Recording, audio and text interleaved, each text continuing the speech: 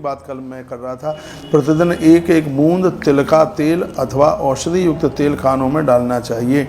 इससे कान की जितनी भी बीमारियां हैं वो सब समाप्त हो जाएंगी। सरसों का तेल आप चूल्हे पर चढ़ाएं, उसमें थोड़ी लहसुन डालें, जब वो उबल जाए उसको उतार लीजिएगा और तेल को छान लीजिएगा। हफ्ते में कम से कम 2-3 बार अपने कानों में डालिए। इससे कान तो सही रहेगा ही, लेकिन दांत वगैरह भी बहुत ज़्यादा सही रहेंगे। आँखों में दर्द नहीं होगा। इसको कहते हैं कर्ण तर्पण। महात्मा चरक की भाषा में इसका नाम है कर्ण तर्पण। ये बहुत ज़्यादा विशेष है। तत्पश्चात पादाभ्यंग की भी बड़ी बात कही गई है। यदि आप कर सकें तो ये मेरे निवेदन पर आप करें। रात्रि को पानी थोड़ा गर्म कीजिए और उसमें सेंधा नमक डालिए, ठीक है। जब पानी कुनकुना रह जाए फिर एक परात में भरिए और उस परात में अपने पाँवों को डुबो दीजिए। पूरे दिन भर की जितनी तकलीफ है पाँवों की सब खिंच कर के नीचे आ जाएगी। डायबिटीज़ का स्तर नीचे हो जाएगा, दर्द वर्द भी बॉडी का नीचे उतर करके आ जाएगा और आपको इतनी बढ़िया नींद आवेगी, आप कहेंगे आनंद आ गया। फिर सूती कपड़े से पाँवों को पोंछिए, घुटने तक उनको धोइए। उसके तत्पश्चात नारियल के तेल से या बादाम के तेल से या फिर सरसों के तेल से हल्का हल्का उसमें मालिश सी करवा लीजिए। बहू से करवा लीजिए, बेटे से करवा लीजिएगा। इससे आप देखेंगे कि आपको रात्रि को कितनी बढ़िया नींद आती है। इसको कहते हैं पादाभ्यंग। इससे तलवों में कभी जलन नहीं पड़ेगी, तलवों में कभी पसीना नहीं आएगा, क्योंकि तलवों में पसीना आना ये बिल्कुल शुभ नहीं है, ये बिल्कुल ठीक नहीं है। तलवे गर्म तो होने चाहिए लेकिन तलवे में पसीना नहीं आना चाहिए। तो ये कुछ मैं आपको महात्मा चरक की संहिता के द्वारा कुछ आपको बोल रहा हूँ।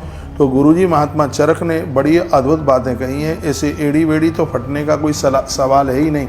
इससे आपके पाँव भी बड़े गुलाबी बने रहेंगे।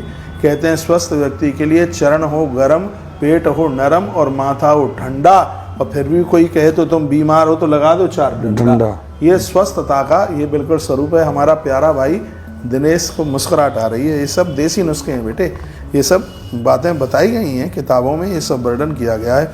और आइए अब मैं कुछ अगली बात आपको निवेदन करने के लिए जा रहा हूँ। उसका नाम है केस और नख कर्तन। केस और नख कर्तन पक्ष में 3 बार केस नखों का कर्तन, नाखूनों को आप काटिएगा। यानी पक्ष में 15 दिन में 3 बार तो अपने केसों में आप तेल लगाएं, और ऐसा तेल लगाएं 3 बार। पक्ष कहते हैं 15 दिन को। 15 दिन में 3 बार तेल लगाएं जो कि बिल्कुल बाल तेल में बिल्कुल डूब जाएं। इससे शरीर पुष्टिकारक होगा और आपके चेहरे पर इससे बहुत ज़्यादा चमक आएगी, चेहरे पर रौनक चल करके आवेगी।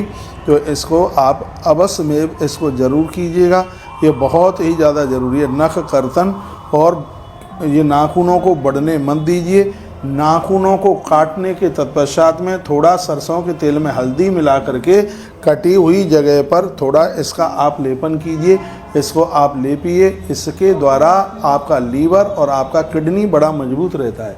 ये बहुत अद्भुत बात है। नाखून काटने के बाद थोड़ी सरसों के तेल में हल्दी मिलाओ, फिर इसके ऊपर लगाओ जहाँ नाखून आपने काटे हैं। इसका सीधा असर आपके लीवर के ऊपर जाता है। इससे आपका लीवर बहुत ज़्यादा स्वस्थ होता है। ये बड़ी अद्भुत अद्भुत बात है। सरसों और हल्दी, सरसों तेल और हल्दी, सरसों का तेल और थोड़ी हल्दी उसमें मिला करके भर दो। जहाँ ये नाखून काटते हैं उसमें आप लगाइए, इसमें लगाइए नाखून के ऊपर। तो यह है आपके लीवर को मजबूत कर देता है। तो ये बहुत बड़ी अद्भुत बात कही गई है।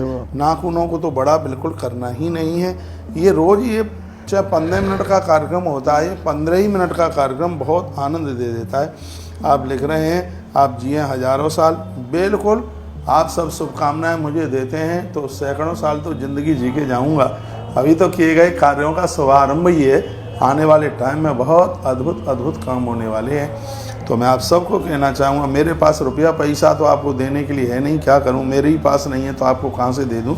लेकिन हाँ, परमात्मा को यह प्रार्थना जरूर करता हूँ कि ईश्वर आपको अपार शक्ति दे, अपार सामर्थ्य दे। आप जो करें और उसी में ही आप सफल हो जाएं।